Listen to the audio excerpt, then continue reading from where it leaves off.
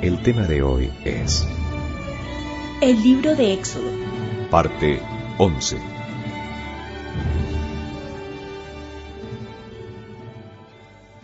Estamos en este estudio del libro del Éxodo, uno de los puntos centrales del libro, justo en la mitad del libro, obviamente son los 10 mandamientos. Pero después de sacar su pueblo de Egipto, después de comenzar el trato de ellos en el desierto, el Señor también les ordenó el culto.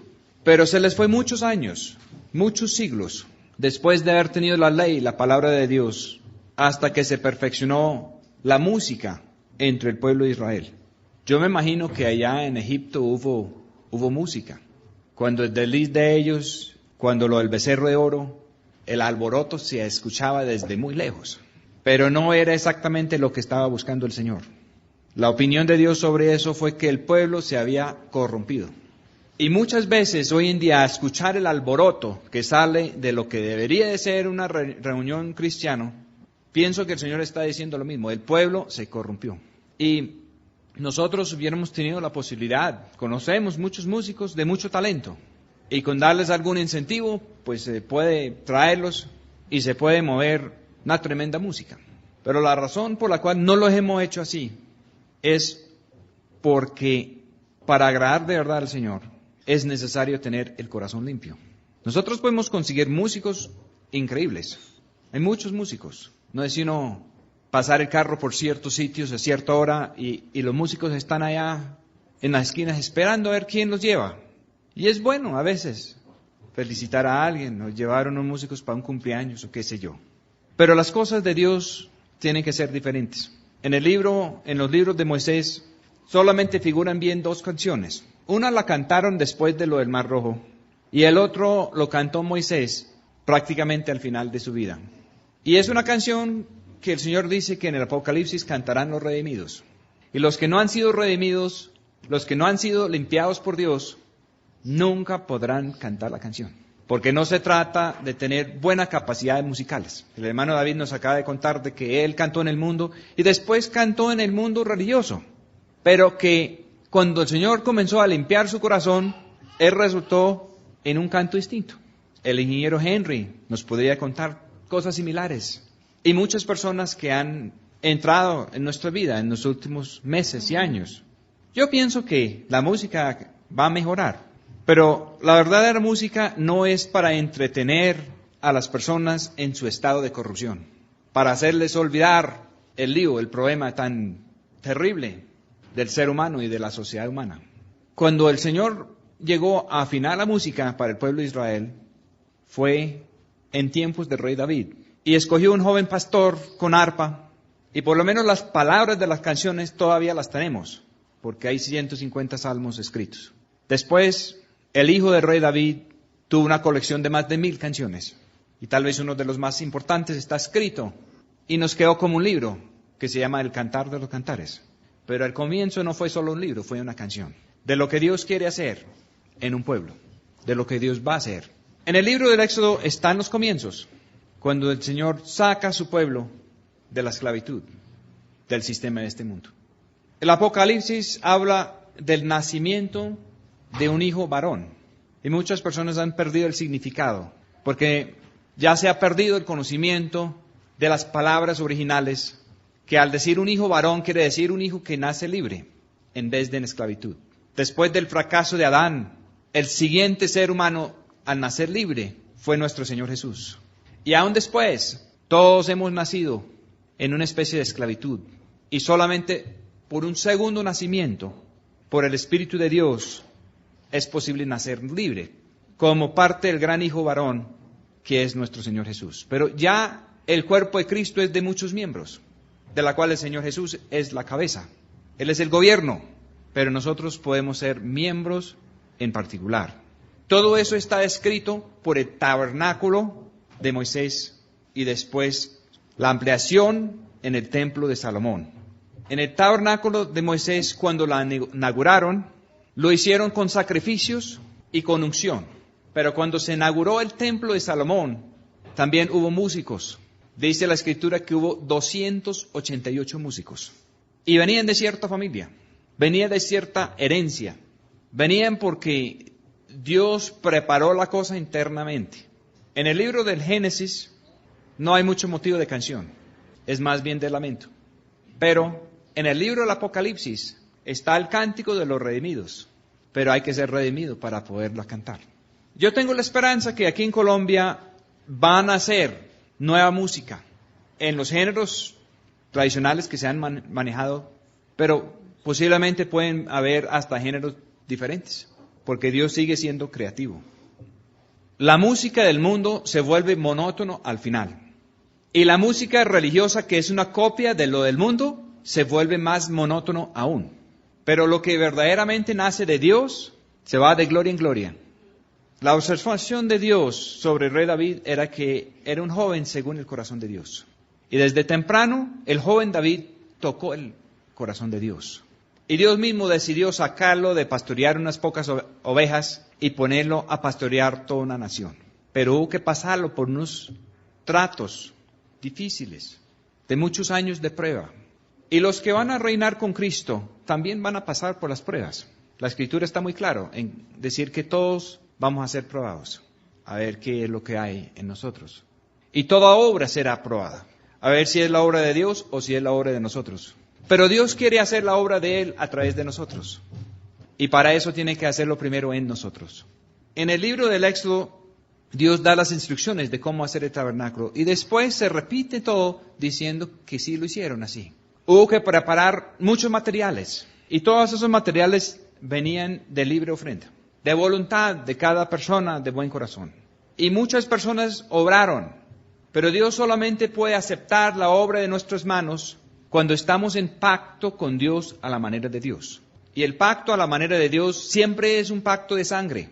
El becerro, que simboliza el pecado por las concupiscencias de la carne en nosotros, tiene que morir. Toda la culpa que el enemigo nos echa encima, porque él también se llama el acusador de los hermanos, toda esa culpa tiene que quedar muerta ahí también en el altar de Dios, si vamos a salir libres. Y después es decisión nuestra si vamos a responder a la invitación que nos hace el Señor. Para hacer las cosas según el pacto de Dios, no las podemos hacer de cualquier manera.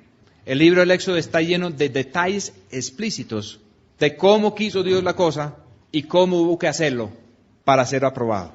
Y al final Moisés tuvo que certificar de que se había hecho la cosa así como Dios había mandado. Y cuando se pudo certificar eso, cuando sí se hizo lo que Dios mandó, porque hubo temor a Dios y porque Dios puso su espíritu y su unción sobre ciertos individuos para que podían hacer la obra que el Señor mandó hacer a la manera de Él. Cuando todas las medidas que el Señor exigió, cuando se hizo con los materiales que el Señor pidió a la manera de Él, y cuando todo comenzó matando los becerros, como Él dijo, ellos tuvieron un desliz en la mitad. Y en vez de matar los becerros, hicieron más bien un becerro de oro. Lo que Dios quería matar, el hombre natural quiere glorificar.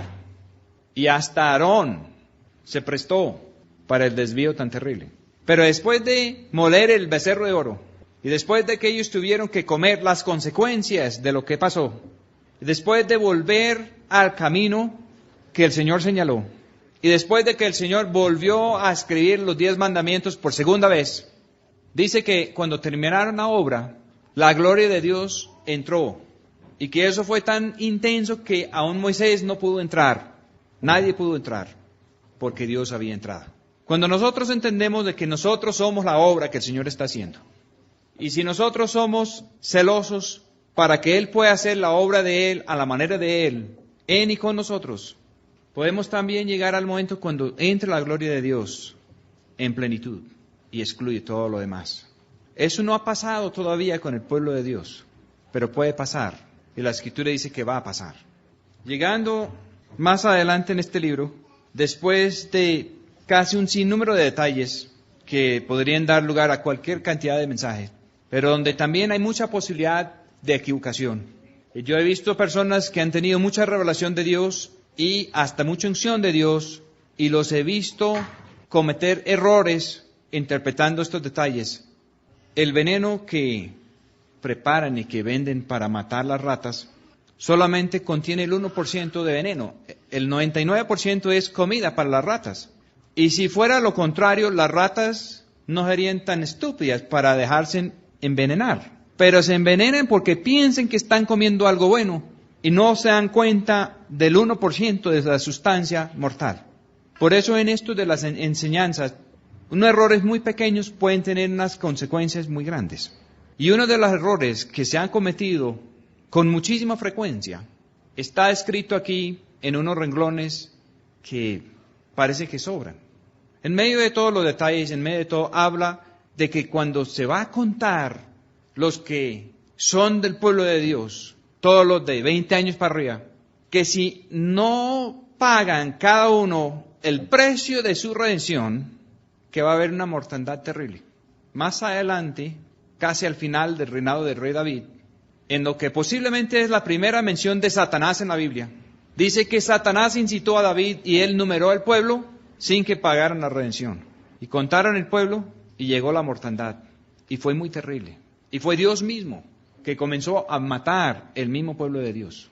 He conocido personas con muchísimo revelación, con mucho don. Lo hemos tenido de amigos hasta muy cercanos. Hemos tenido personas hasta escribiendo libros increíbles. Pero si hay mucha revelación y mucho don de Dios, y si no se entiende la parte acerca del precio, todo se pierde. Porque el Señor no recibe a nadie como parte de su pueblo sin pagar el precio. Y a través de los años la religión no ha tenido bien en claro cuál es el precio. Unos piensan que el precio es una misa diaria. Otros piensan que el precio es pagar el diezmo en una iglesia evangélica. Otros piensan que es llegar a la vigilia o al grupo de oración cumplidamente. Otros piensan que es leer su Biblia y apartar una media hora diaria, que es que para Dios. Pues el Espíritu de Dios puede guiar a personas a hacer cualquiera de estas cosas, si Él quiere. Pero eso en sí no es el precio. Según el libro aquí del Éxodo, que es la ley de Dios, el precio es lo mismo para un rico que para un pobre. El precio tenía que ser pagado en plata, y dice que medio ciclo, que el ciclo era 20 guerras. 10 habla de ley de propiedad, y medio habla de sacrificio. Y aquí en el Antiguo Testamento, que es ejemplos y sombras, lo que el Señor nos está tratando de enseñar es que si vamos a pertenecer al pueblo de Dios, el precio es nosotros mismos. Y si queremos ser enumerados entre el pueblo de Dios sin haber entregado nuestra vida a Dios, puede haber una mortandad después, porque el Señor no nos va a reconocer como sus verdaderos hijos. Los verdaderos hijos de Dios son los que se someten a los tratos y a la corrección de Dios en sus vidas. Y es la única manera de recibir la limpieza necesaria para ser conducidos y bendecidos por Dios. Uno de los muchos detalles y de los secretos para realizar todo está aquí en el capítulo 30 del libro del Éxodo. Esto viene justamente después de las instrucciones de Dios de cómo santificar los sacerdotes, cómo apartar los sacerdotes para el uso exclusivo de Dios. Y en mensajes pasados hemos hablado de algunos de esos detalles. Luego, después de apartar el sacerdocio, habla de hacer el altar de incienso, que va delante del arca. Y eso simboliza la comunicación que podemos tener directamente con Dios. El altar de incienso lo pueden manejar desde el lugar santo. Lo tenían que manejar de una manera diaria. Y había que cuidarla, no se podía dejar apagar. Y es símbolo de la realidad expresado por el apóstol Pablo cuando él dice que hay que orar sin cesar. Orar sin cesar no es un acto religioso sin cesar. Orar sin cesar es un estilo de vida en comunicación continua con Dios, donde se mantiene siempre esa comunicación, así como los sacerdotes tenían que mantener, metiendo la mano ahí detrás del velo y asegurar que el fuego en el altar de incienso no se apagara. El incienso tiene su fórmula, viene de 3 hierbas aromáticas por partes iguales, y eso es tema de otro mensaje. Porque si vamos a orar sin cesar y si nuestra oración va a llegar con olor agradable delante de la presencia de Dios, es necesario hacer la cosa como Dios manda. Versículo 7. Quemará sobre él, sobre el altar de incienso, quemará sobre él Aarón incienso de aroma cada mañana, cuando aderezare las lámparas, lo quemará. Y cuando Aarón encienda las lámparas al anochecer, quemará el incienso continuamente delante del Señor por vuestras edades. Y hay instrucciones de no ofrecer incienso extraño, ni holocausto, ni presente, ni tampoco derramaréis sobre él libación. Y sobre sus cuernos hará Aarón expiación una vez en el año con la sangre de la reconciliación por el pecado. Una vez en el año hará reconciliación sobre él en vuestras edades. Será santísimo al Señor. Es un altar que es el altar puesto en el ámbito del sacerdocio de todos los creyentes, donde ya no hay que matar becerros, ni ofrecer las ofrendas que ellos ofrecían en el altar de bronce de afuera. Es un altar que no es de bronce, que simboliza el juicio, sino es de oro, que simboliza la naturaleza de Dios. No es el altar donde se ofrece el pecado y la culpa, es el altar donde se mantiene la comunión diaria con Dios. Y muchas personas, diciendo ser cristianos, se han metido, que es que entre el pueblo de Dios sin pagar el precio, y no saben manejar este altar. Y por eso no tienen comunicación con Dios. Y peor todavía, no son reconocidos por Dios como hijos legítimos. Y todo eso puede llegar hasta cierto punto. Pero llega el momento cuando Dios decide limpiar la casa. Este altar también tiene cuernos. Y los cuernos del altar simbolizan el poder de Dios. Y el secreto, tanto para salir del pecado y la culpa afuera, como para mantener la comunión con Dios adentro, es que todo depende del poder de Dios. Porque si esto no se realiza en la vida de Dios, y por eso es que en el símbolo el sumo sacerdote tenía que llegar con la sangre, pero no la sangre de un becerro que fue muerto como pecado o de un macho cabrío que murió como culpa, sino esta sangre es la sangre de la reconciliación. Y la reconciliación es lo que hacían una vez al año cuando el sumo sacerdote entraba al lugar santísimo. Y esa sangre representa la vida del Señor Jesús, que es la misma vida, la misma naturaleza de Dios. Y lo que da poder a este altar es la vida de Él, no la vida de nosotros. Nosotros, si somos parte del sacerdocio de todos los creyentes, tenemos que tener cuidado con la lámpara y cuidado con el altar de incienso y cuidado con los panes. Tenemos que tener mucho cuidado con muchos detalles, pero el poder viene de Dios. Y es la vida de Él, y es la obra de Él que Él va a adelantar, porque es un lugar santo que es apartado para el uso de Él. Más adelante, en la historia de Israel, después de cumplir muchos símbolos, llegaron a un momento de apostasía cuando hubo que una abominación en el lugar santo. Eso lo hubo en días de Ezequiel, de Jeremías, pero como símbolo de una gran abominación en el lugar santo en el tiempo final. Mateo capítulo 24 se refiere a esto. Y eso es cuando se hace algo en el lugar santo. Y nosotros todos debemos de ser lugar santo para el Señor. Porque el Señor nos quiere preparar para que podamos entrar propiamente a la presencia de Él, en la vida de Él. Y si está